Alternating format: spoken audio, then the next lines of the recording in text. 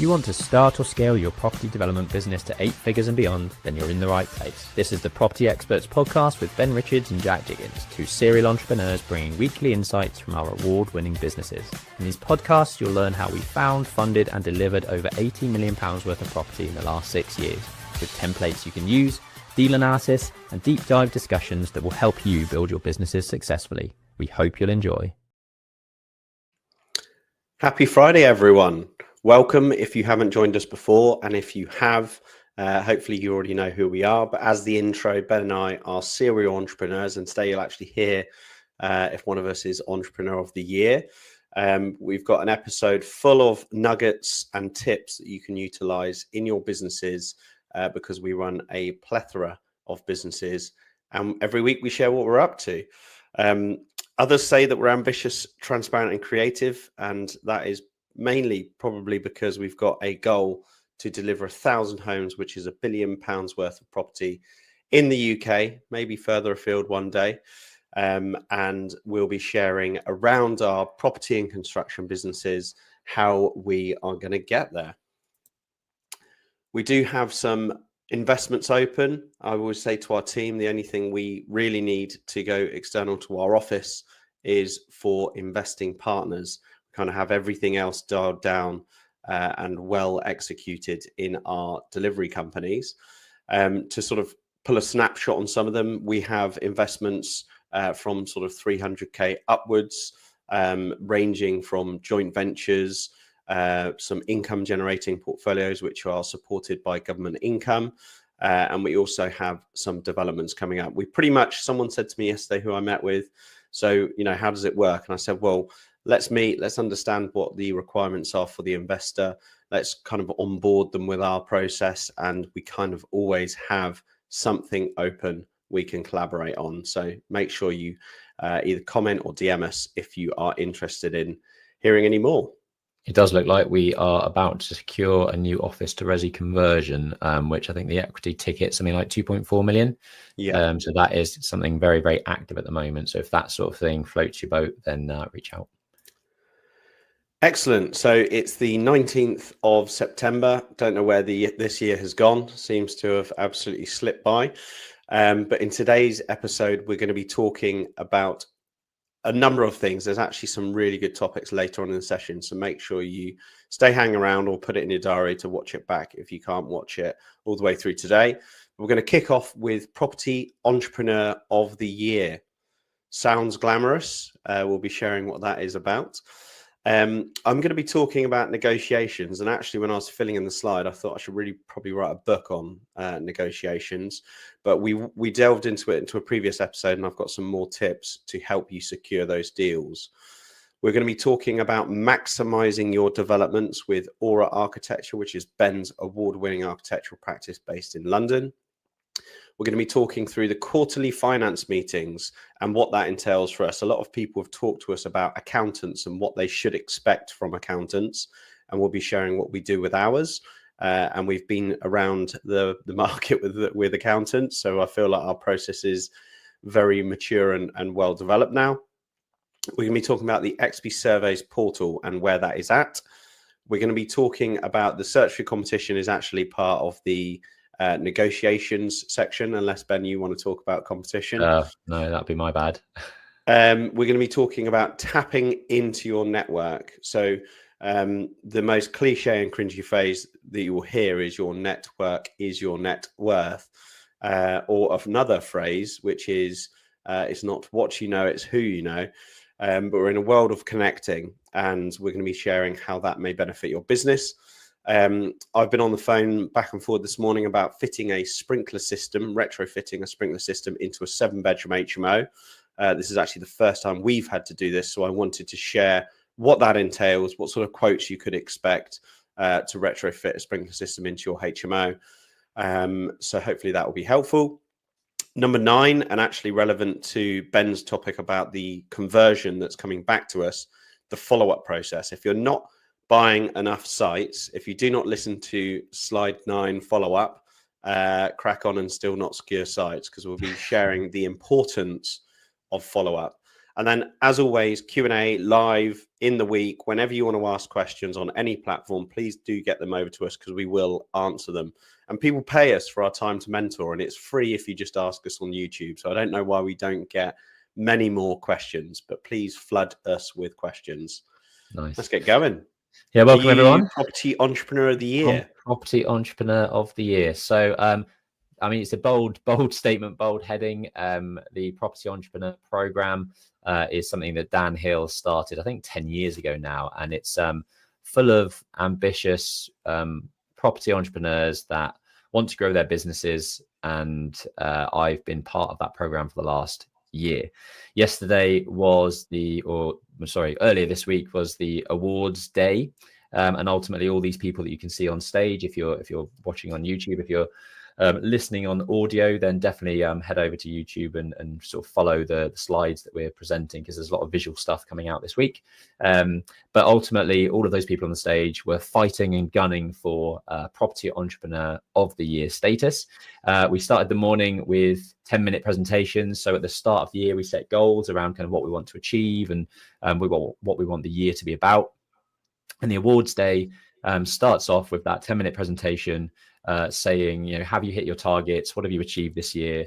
What's been your greatest successes, your biggest challenges, your biggest learnings, all that type of stuff. And then the table that you're on votes for a finalist to present later in the afternoon to the rest of the cohort of people in the group. And I was very, very lucky to have won our sort of table, being pushed through to being a finalist. And I'm very happy to say that although I did not win first prize, which was very disappointing, I did come third in the process, which is not a mean feat. There's some really good, great people in the group with some amazing deals, amazing stories, amazing kind of step changes in their life from where they were last week to where they are now. Super happy to have won that actually award. The award is here for those that can watch on YouTube. So that'll stay nicely behind me, and hopefully those awards keep mounting up. But it's a great opportunity to understand and hear about everyone else's journeys, what they've been up to, but also sort of test and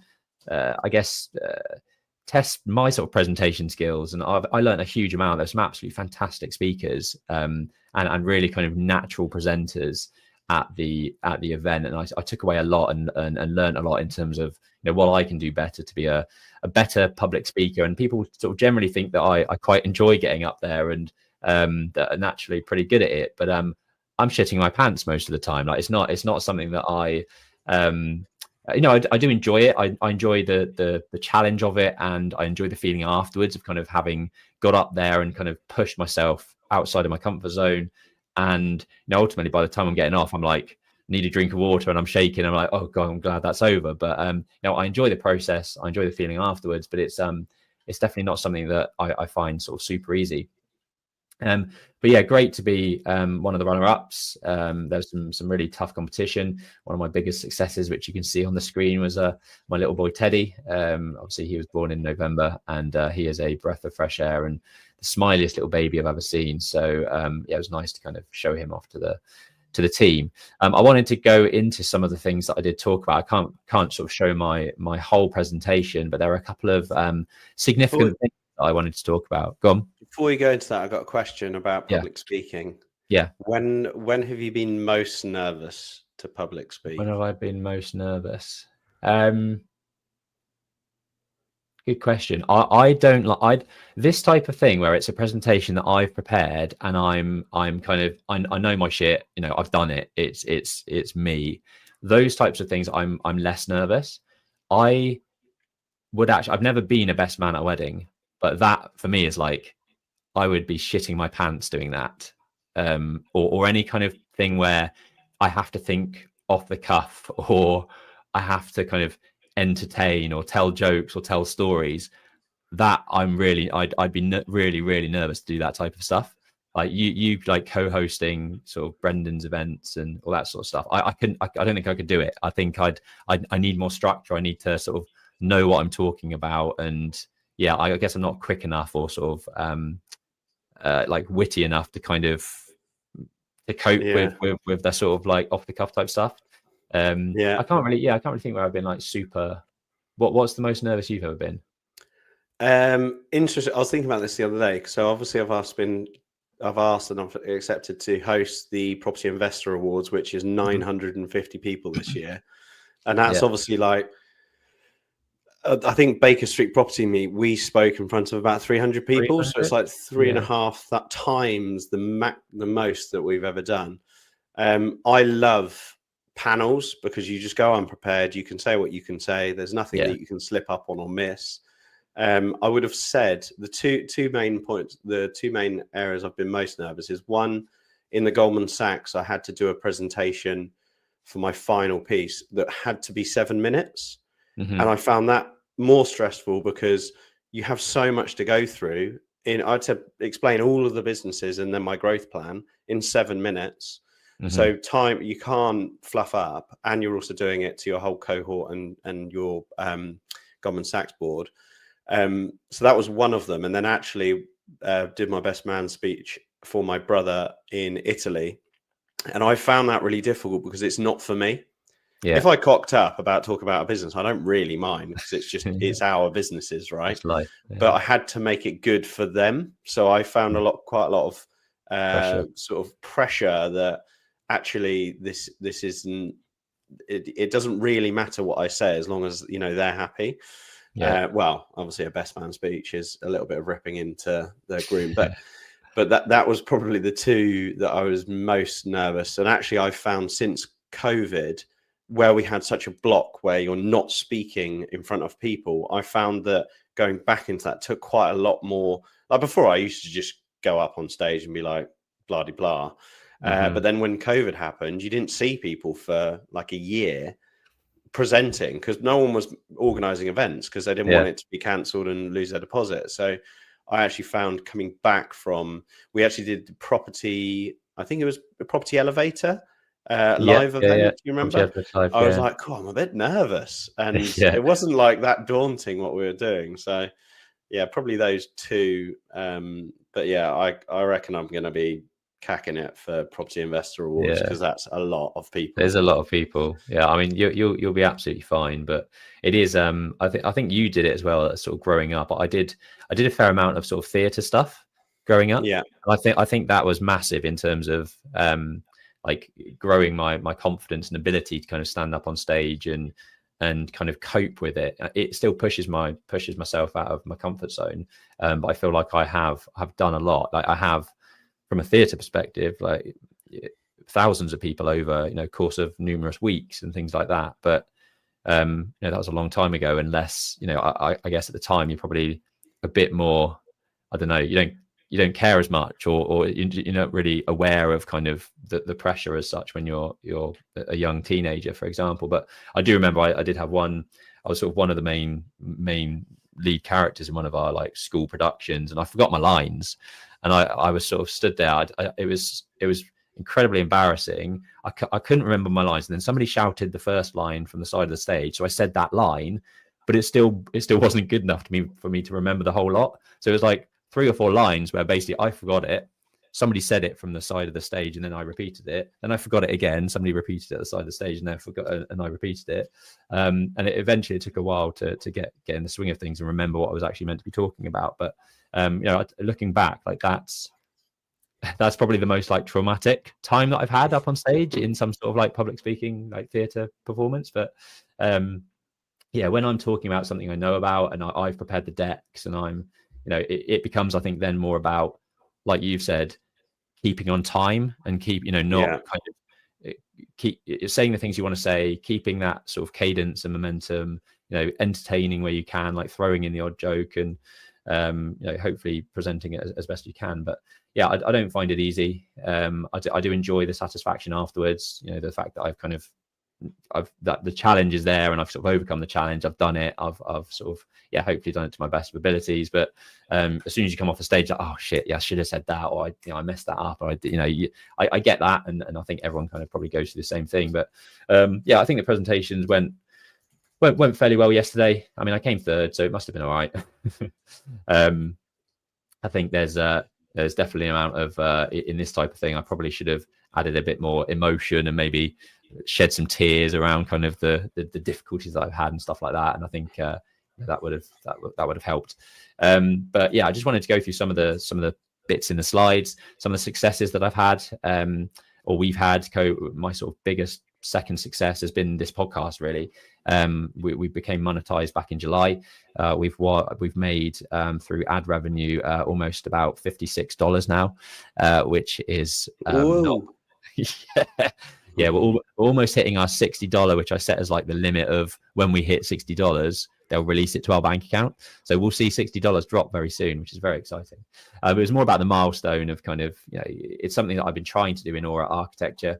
Still haven't achieved it. So, if you're watching this, head over to Aura Architecture on YouTube channel, subscribe and comment and like, and I really want to grow that channel. And there's some amazing projects on there where, the videography is great. The editing is great.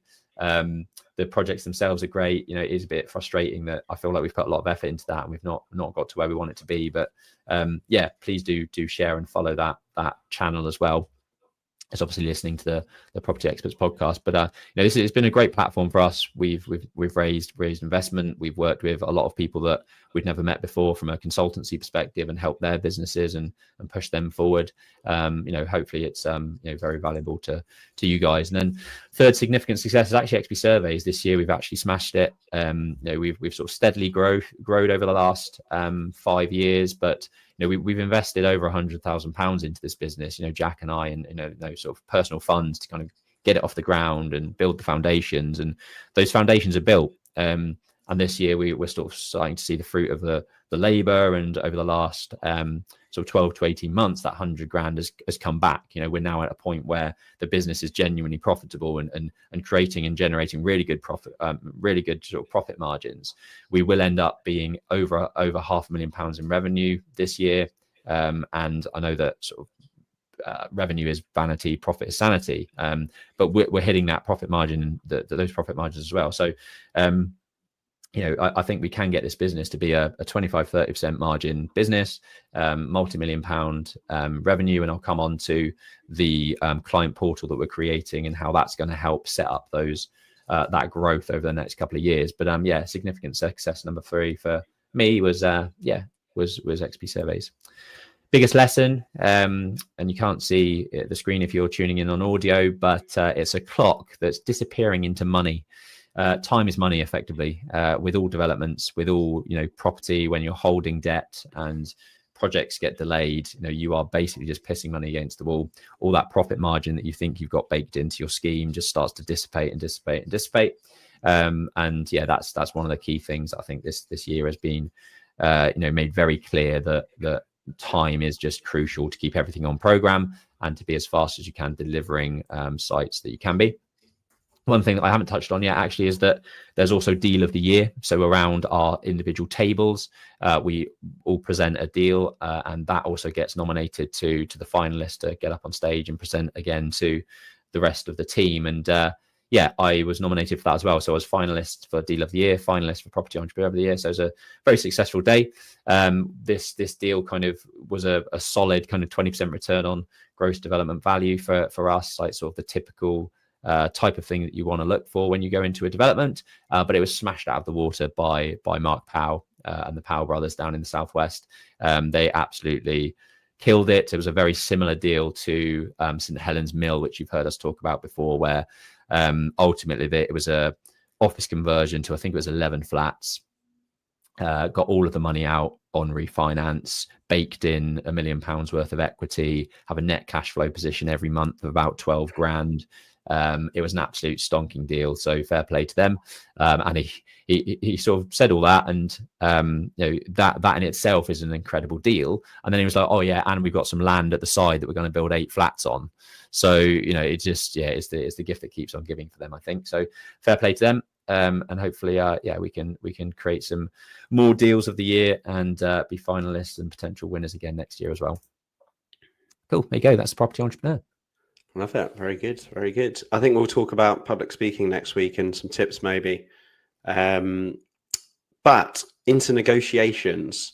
As I was writing all this, I was like, I should really just get pen to paper and write a book on negotiations, because I've read Split the Difference, which is on screen, which is by Chris Voss. Great book, but I feel that there's a lot. I feel like negotiations is one of those things that I do something and then I read up that it's an actual tactic that's being taught in sales and negotiations, and that's just sort of ornate or second nature to me and gauging. But I think over the years I've done over 450 transactions on eBay and hundreds where you're selling something on Facebook Marketplace and things, and that's really where I come into my own. And I love negotiating, even if it's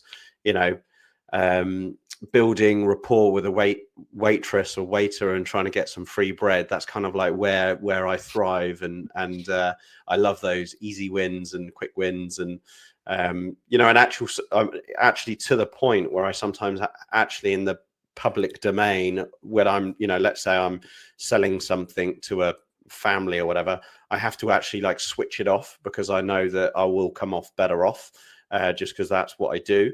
So I just kind of have to switch it off because I think it's kind of immoral to use those tactics into day-to-day living. But anyway, if you roll back to episode 47, I talk about the sort of main top tips that I promote in negotiating, essentially.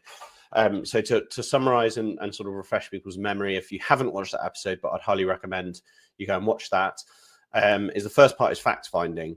Your negotiation position is understanding as much information as you can with the person and the motive and the product that you're negotiating, and then taking your sort of attacking or defensive stance or whatever it may be.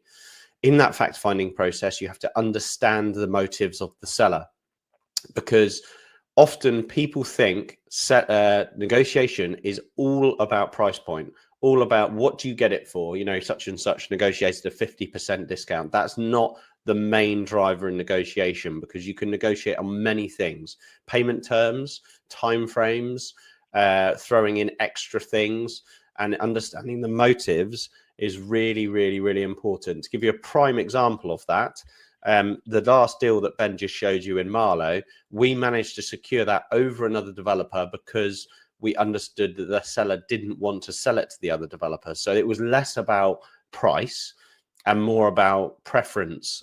So understanding that motive before we negotiate was super, super important. Typically, people are it's almost a sliding scale between money and terms, and terms are timeframes or obligations. And it's almost a sliding scale, and that's why people in auctions that want something done really quick will accept lower values. Something that's taking longer to sell, people are money motivated, so that's almost a sliding scale. As a buyer or product, it's always really good to have another option.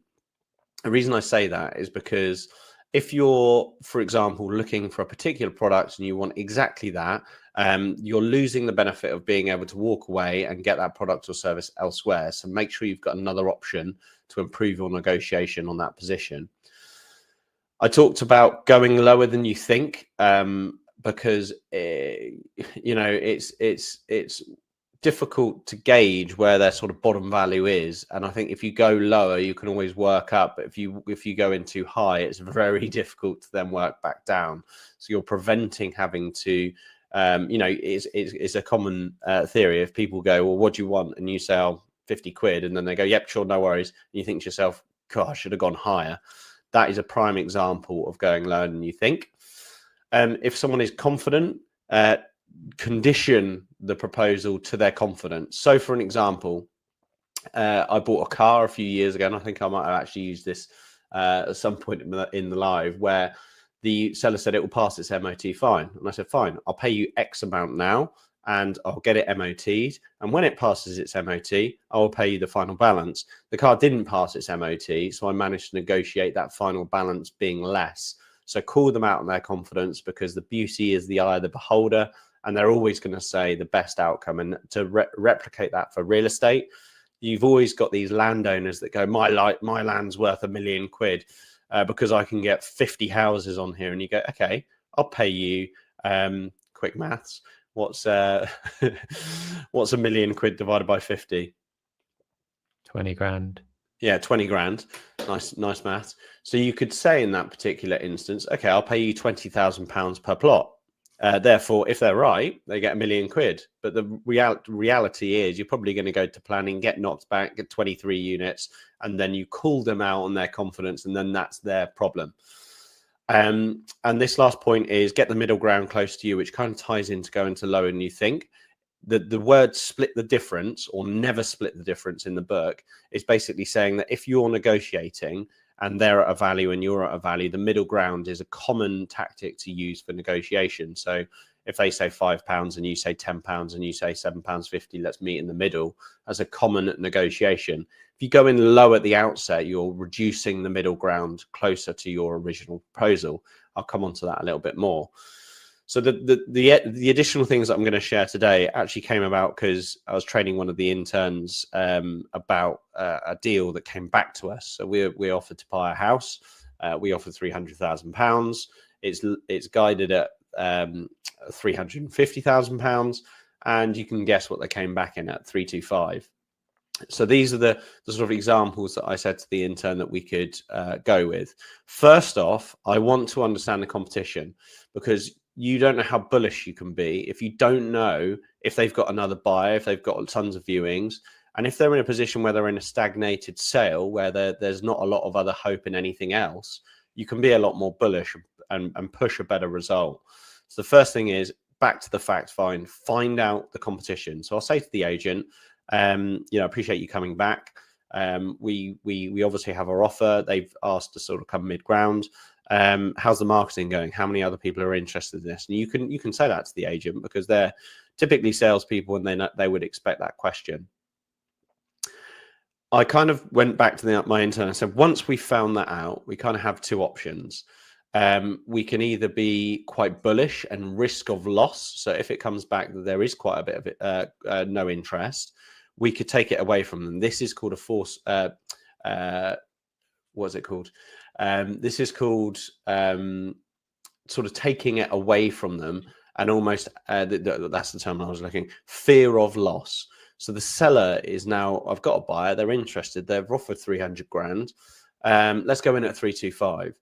Now we're trying to take the control out of them, because what you will then do is improve your negotiation tactics. So what we particularly do then is we would say, and this is to some degree true, is we would say, well, we're at 300. If you're not interested in getting closer to where we are, we will take our funds and we will go buy something else. It doesn't say that you can't go up. It doesn't say that you can't still buy it. But what it does is it takes the control out of their hands, and they believe, and it can be true or a blurred line. They believe they might be losing that 300k bid. So they go, oh shit, we've gone from having a bid at 300 and no other interest to now nothing. So they then might be a little bit more aggressive with their dropping of the pricing, and it enables you to also. I love silence, and that's a really powerful tactic in negotiations. So if you go, well, we've got bids out on other things, so we can only buy X, Y, and Z, X, Y, and Z amounts with the capital that we've got. If they're not willing to come closer to us, then we will have to look at those other options.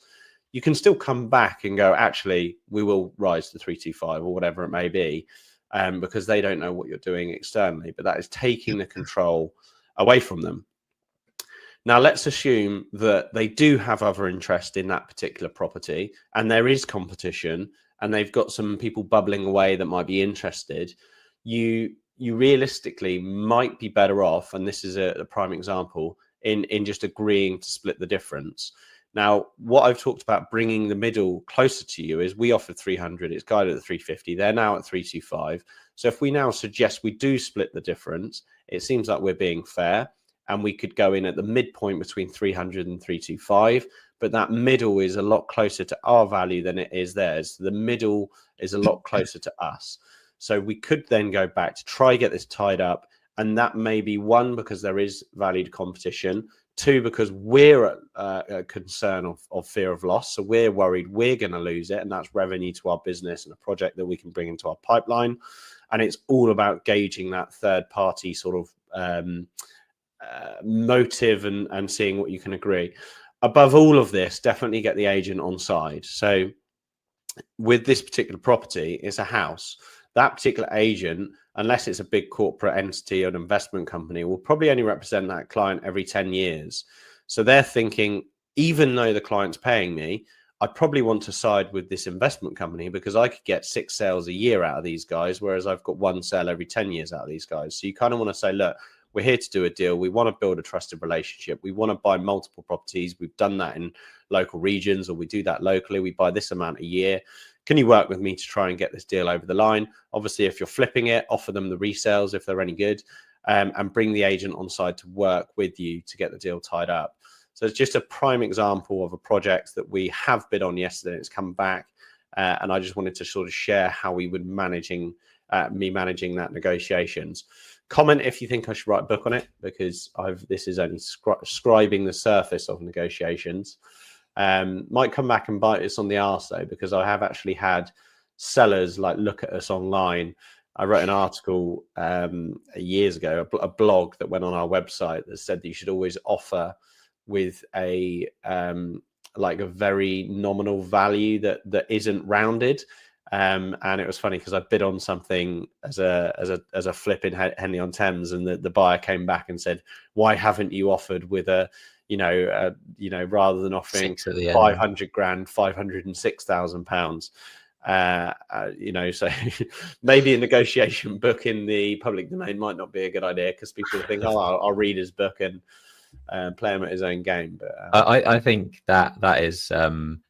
We go to a lot of events where people want you to run to the back and use your credit card to sign up for the next event that's £997 plus VAT or that type of stuff. And it's, even if people are doing some of these tactics, they work because they work. And I think even if I know that people are doing this type of stuff to me in the past with stuff, and sometimes it doesn't even matter, because the fear of loss might be so great that it doesn't matter if you try to push up a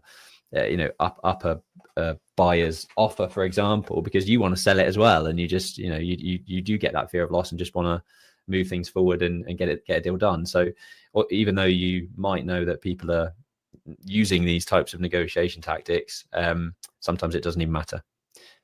Cool, nice one, good topic. On to how we maximize developments for clients. So Aura Architecture, obviously we've been around for 8 years now. Over the last couple of years, around sort of 25-30% of our revenue has been with property developers like XP Property and others that we work with. But I want to do more with developers. And this is just to really kind of shout out Aura to hopefully a big network of property investor and developer viewership that are tuning into this. If this is you, if you've got a development coming up, if you've got a HMO that you want to optimize, if you want to use permitted development to extend your loft, extend your ground floor and then convert it to a 6-bed HMO, or if you've got an office to resi conversion like the one I'm showing on screen, like, we want to work with you, because I guarantee the value that we can bring you far outstrips the fees that we charge. This is one of the XP projects that we've worked on. And this was just a very, very quick feasibility at the start of the project, looking at, okay, what can we do with the scheme? It already came with planning approval, but that planning approval, like a lot of planning approvals I see, are fat. There's a lot of wasted space. There's a very, very low, what we call sort of NIA to GIA ratio. And you'll heard me talk about this quite a lot. It's net internal area versus the gross internal area. Effectively, what that is as this sort of pie chart very loosely shows, it's how much saleable area do you have in your full pie versus the blue, which is wasted space. And that's something that I drill into my team at Aura. That's something that I've learned very much from working for the Berkeley Group and optimizing and maximizing their schemes significantly. This particular St Andrews Court project, very lazy, very fat scheme, which was 73% NIA to GIA ratio.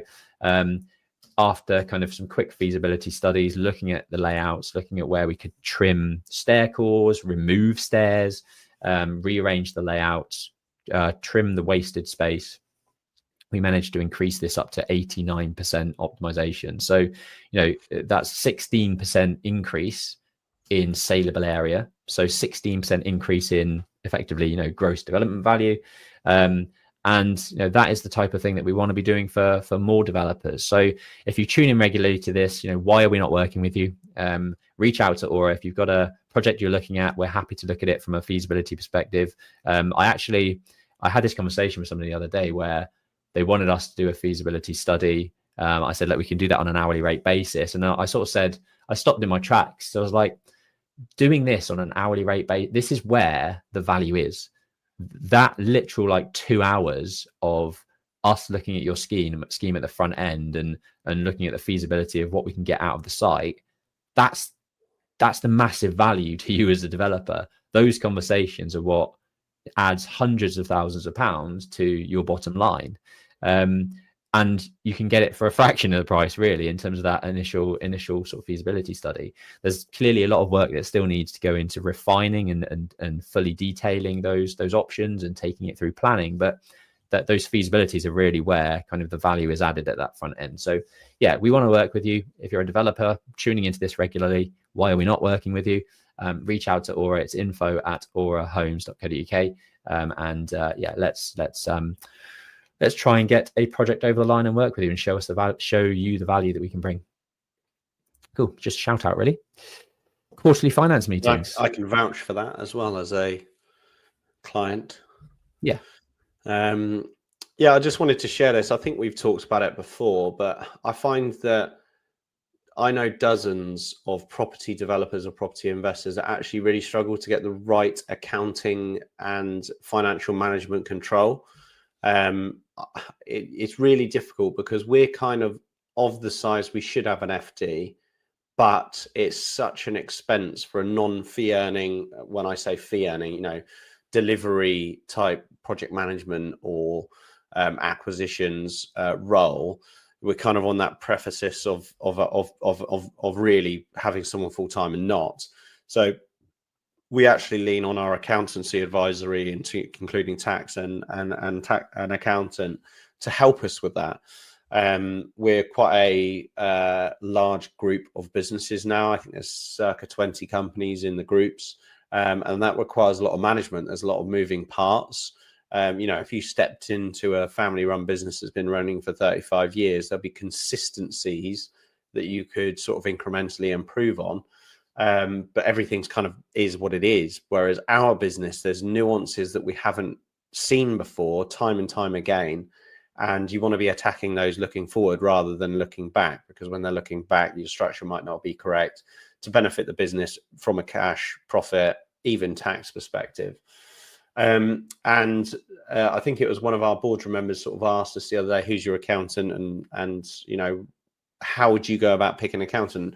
And I must admit, we struggled initially. We had I would call a pretty typical one-man band accountant, who I would call more of a small business, a sort of £1 million turnover, not much advisory required, getting your ducks in a row, signing off for your end of year, and getting all that in place, and potentially then a bolt-on of bookkeeping.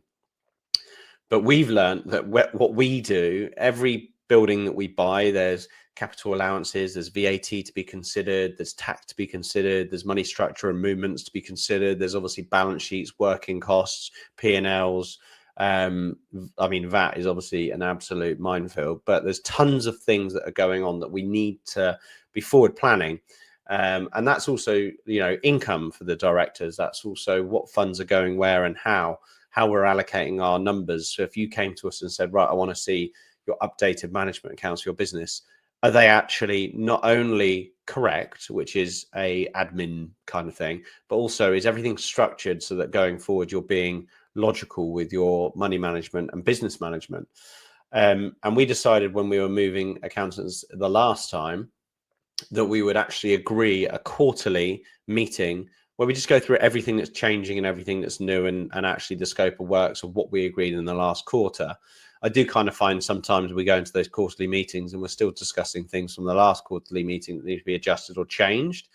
But it's getting the accountant in a room and just going through everything that makes sense. And the value that's driven from that is more than just trying to chase your tail, doing the admin and making sure everything's documented. And I actually saw James Sinclair say, it's your job to challenge your accountant. It's not the accountant's job to propose new things. Now, kind of it's difficult because you kind of don't feel that that's your professionalism. You think, I'm not the accountant or the tax advisor here. I don't know the wealth of work that they've done.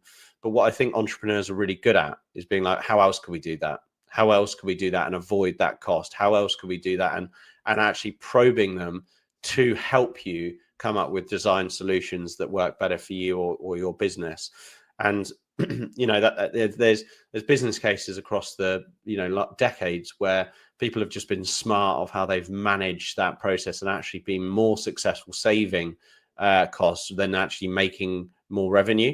And that's all about making sure that you're just obviously an efficient business. So we found those to be super useful. So if you're operating multiple businesses and turning over a significant amount, and you don't sit in a room with your accountant to not discuss end of year and bookkeeping, and you want to discuss more strategic things, I'd highly recommend you build that into the scope. And I think the value that you will get out of that will be worth what they would potentially charge you to do that. We do all businesses in one day, so it's not really like a huge overhead to have that course in. We did agree it up front, which I think is also beneficial because they're key. When you're back to negotiating, before someone's got an instruction and you're onboarded on their process, they're going to be keener to do more for you and build more into the package than when you're running with them, especially when you've got a minefield of businesses like we do. So yeah, that was yesterday. I feel like we're talking less and less in those. I feel the first one was like a list of 200 items that need to be looked at or addressed or considered or thought about. But every quarter, there's less and less to be discussed. And to give an example of what we might discuss, we'll be like, this property is being sold, this company's coming into money, this company's coming out of money. We're talking about potential directors' dividends, pensions, structuring businesses, what companies are performing, what companies are not performing, and how we kind of offset that as best we can. And just kind of dumping information on them. We even brought up our social housing portfolio and how that could be structured from a refinance perspective. So, ask the question and you might get an answer that might be useful. So I thought I'd share that. Nice. Cool. Just a quick update on the XP Surveys Replit portal. If you've been tuning in over the last couple of months, you'd have seen that we've been building our very own bespoke sort of AI-driven portal using Replit, which is an AI platform building company. The screenshots on screen are where we're at with this. We've been able to build our project management internal tool, which looks very much like Asana, but with Asana, you have limitations. You have limitations to kind of what they offer in terms of the functionality and fields and how it operates. With our Replit portal, we have no limitations. We can build whatever we want, how we want, and that's what we've done. So we've sort of taken our Asana board and what we're used to seeing. We've tweaked it and made it way more aligned with how we operate as a company. It's still sort of Kanban style boards where we move from lead to instruction to on-site to drawing up to sending out, all that sort of process of how we operate the business. But each tile has more functionality, more bespoke options for us to use, and it's at a point now where it's almost ready to use internally. We still use Asana at the moment, but within the next sort of 2 to 3 weeks, we'll start testing this internally and start using it as our project management tool in-house. The second thing that we've now built on top of that project management tool is a dashboard. We used to use something called Databox, which pulled information from HubSpot, which is our CRM, and we've basically replicated what that Databox platform created for us, and it's a literally a live every 15 minutes pull of data from HubSpot, which is our full sales funnel, saying how many leads we've had through the door, how many fee proposals and instructions we've sent out, what the value of those instructions are, how many we closed, how many we lost, how many are still open. Like, it's literally a business dashboard that gives us a very quick snapshot about how the business is performing. And Jack and I don't do, we probably do, a day a week between us in this business. So when we have our management meetings, we want quick, sharp data that says, this is the sales funnel. Are we hitting targets? Where are we off the targets? If we are, how can we then sort of get involved, more involved, and sort of try to drum up more business, or figure out how we can actually get those leads and inquiries level up. So yeah, we've got the dashboard, which connects to the project management tool. That's this is all internal stuff. The next stage after this will be creating the client portal. So with the tiles that you can see in our project management area, we've got a big button here that says post to marketplace, which is what I'll come on to in a minute. But we will also be able to, within the tile, connect what we need to connect with the client's login information. So client logs in with their own data. They can't see, or won't be able to see, all of this data that we have in our project tiles, but all of the stuff that we want them to see, i.e. a milestone progression time frame of where the project's at, what the key milestones are next, so they know what to expect. They can download their drawings, so we can upload their drawings via our portal. They can then download them on their end, and they can click through to see invoices, get directed to make payments online, all of that good stuff, where the client only has to log into the portal to see all of the projects that they're working on with us. And ultimately for us, our best client is an architect, and those architects give us potentially 2, 3, 4 projects every month. So having everything in one place that they know they can log in and see makes it very sticky for them. So what we want to do is make this portal as sticky as possible, so that they think twice about going to another surveyor that doesn't offer this type of thing, offer this type of efficiency, don't have emails going back and forth. Everything's done via the chat in the client portal and via their online login. And that's really going to help us, I think, convert way more of our existing clients into repeat custom, which is what every business wants, that repeatable income that creates a higher value within the business, more scalable business model. And that's where we're headed. Going back to this post to marketplace option, the third piece of this portal is for external surveyors. So we want to work with, we want to be essentially like the HQ and the engine of the business, the sales machine, the sales funnel, bringing in lots of work nationwide. And then ultimately in areas that we don't have our internal surveyors, or even if we do have our internal surveyors, but they're busy, doing the work that we've already got in the pipeline, and we need extra help, extra resource, we want a network of external surveyors that we can tap into. And this button will basically post it to a marketplace that those surveyors will be based on. There's likely to be some sort of subscription model for those surveyors to be on the platform, and then they can have the opportunity to bid for this work. So there's a lot of surveyors in the UK that are, without being too derogatory, like they're great at surveying, they're very technical, they're very engineering focused, they're rubbish at business, they're rubbish with people, they're rubbish at admin. So all of that other stuff, the administration, the invoicing, the sales funnels, the speaking to clients, that's what we give them the benefit of. And ultimately they just do what they do best, which is survey. So yeah, they can bid for the work, we can then accept their bid, they go and do the deal, do the survey, and upload the information to the portal. The portal does the magic of putting it to where it needs to go. And we've got a really well-rounded, scalable business model based off of this tech platform that's going to help us to grow to a multi-million-pound business nationwide. Eventually, realistic, there's no reason why it couldn't go further than the UK. But ultimately, that's where we want to get over the next couple of years.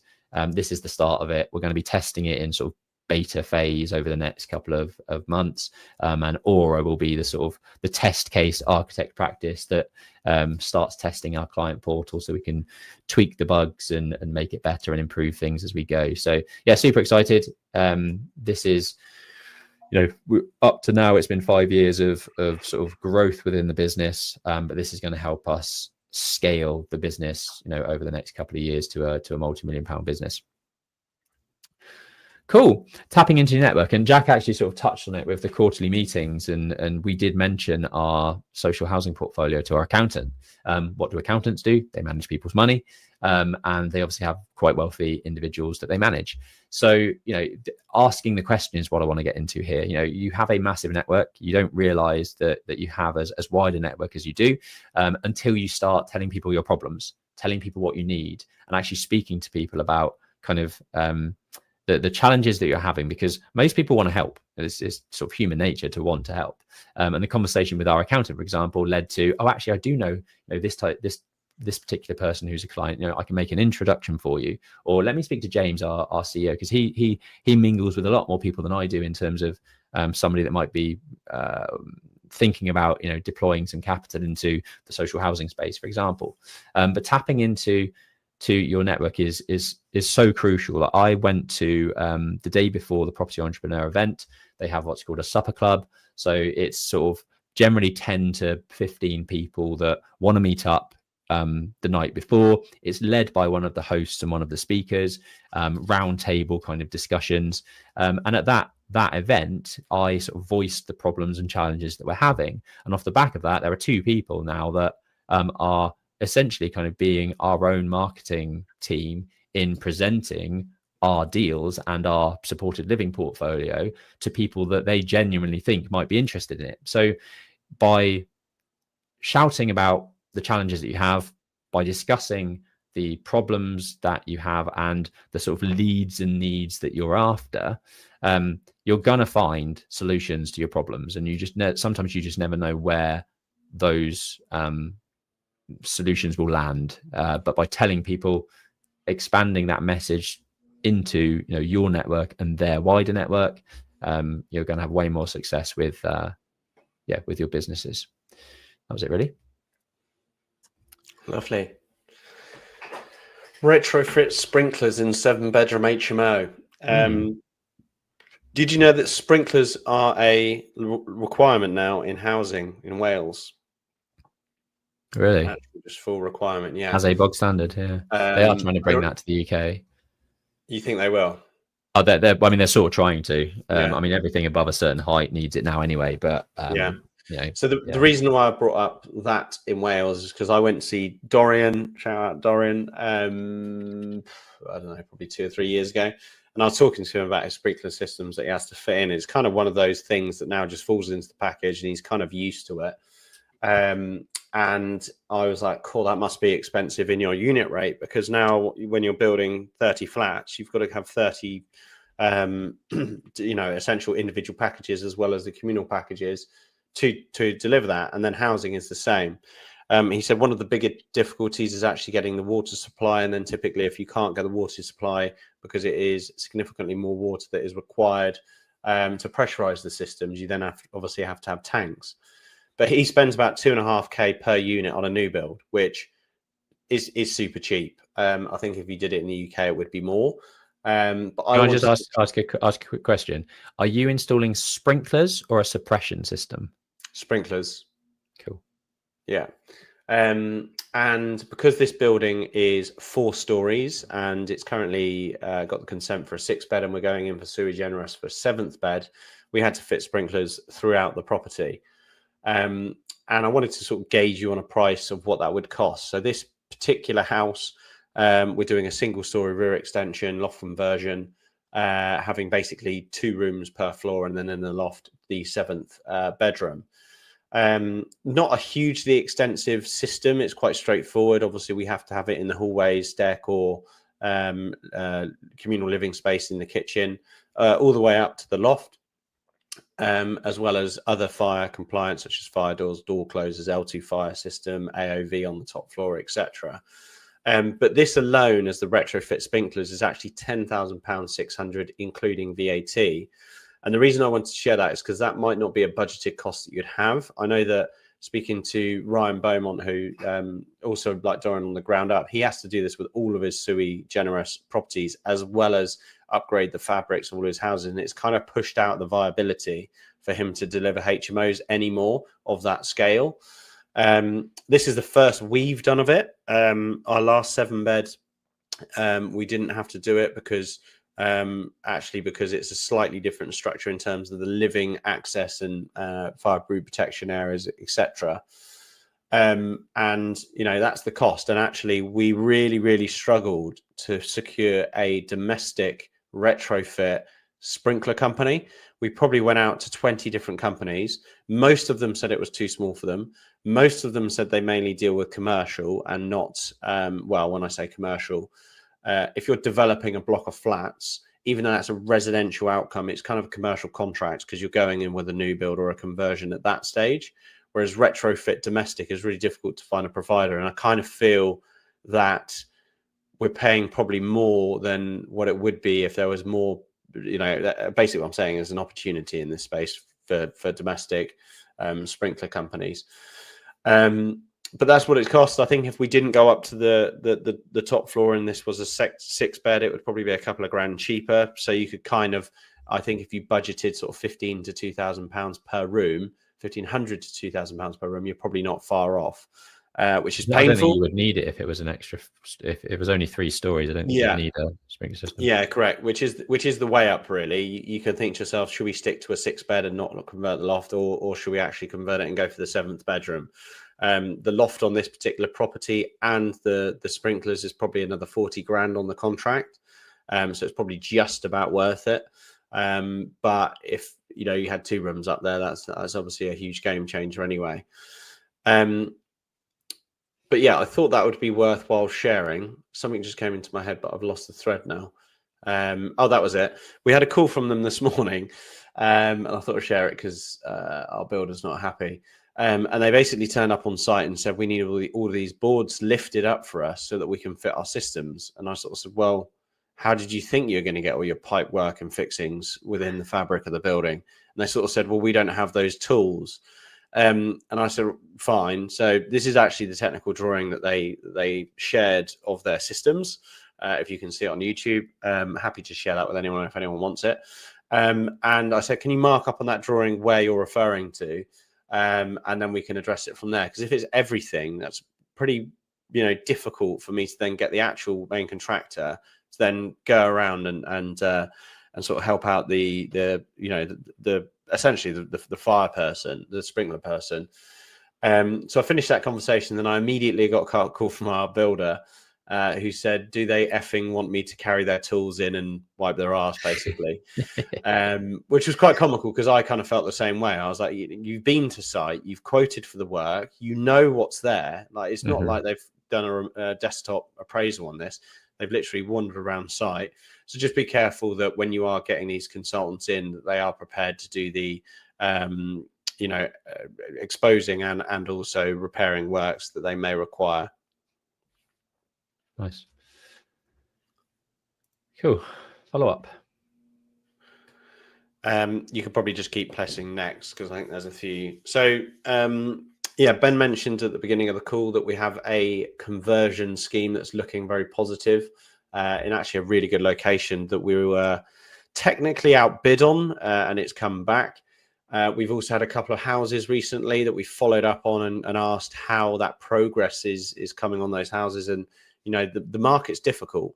You're in a market where you don't need much negativity on a property or a development for people to go, actually, maybe I've bitten off a little bit more than I can chew, and they kind of lose their mojo, and you can step in and follow up on that process. So, Ben, if you keep tapping next, the visual people can actually see this. So everything that you can see on the screen, and for podcast listeners, I think there's a total of about 20 deals that we're sharing on the screen that we bought in 2020, 2021, and 2022. This is off the back of the sort of 800 offers that we've got out since we set up the business in XP Property. And everything that you can see with a ring around it is the deals that we secured second time round. So we were outbid, the opportunity was lost, the seller pulled it from the market, someone else had the contract and isn't necessarily speedy enough or performing. And it's only from the revisit that we've managed to secure these. And over 90% of our deals that we've secured in our business is because we've followed up. So all I would implore you to do, especially in this market, just follow up on the deals that you've already stacked. Follow up on those projects that you've run the numbers, you viewed it, you've offered, you are outbid. They are more valuable than viewing something new, in my opinion. You've already done all the hard work. And what I would love to hopefully get out of this is, if you start this process and implement this process, I almost guarantee you have more success securing something from something you've already offered on. The seller's more motivated. You can normally negotiate slightly stronger because they're further down the line. And what I'd love is if anyone does implore this process and has any successes, to share those with us so that we can share them on our channel. because we do this day in, day out, and I'd love to hear from others. I've heard of others that have sort of watched this and thought, actually, why am I not doing this? I've even heard salespeople say, I used to do this in sales, but I don't do this now. I'm in property. But you've kind of reminded me that that is part of any process that you need to deliver. And it's really, really important to follow up on that. So basically, revisit everything that you've offered on, check in with the agent or the seller to see if it's still available or the buyer's not performing. Sell yourself a little bit and say, we're ready to go. We wouldn't be this slow. We would have done this, and this by now. And I would love to hear some success stories of getting things under offer. Nice. Solid advice. Cool. We are bang on the 1 hour mark. So I think, we will call that a day this week. But thanks for all of you that have commented and asked questions. We will pick them up next week. And in the meantime, if you think of anything else, any burning business desires or questions that you have, drop them down below. Because like Jack said at the start, it's free to ask a question. We charge 300 quid an hour for consultancy. You're getting it for free. So ask away down below. Have a good weekend, everyone. And we will speak to you next week. Bye. Cheers.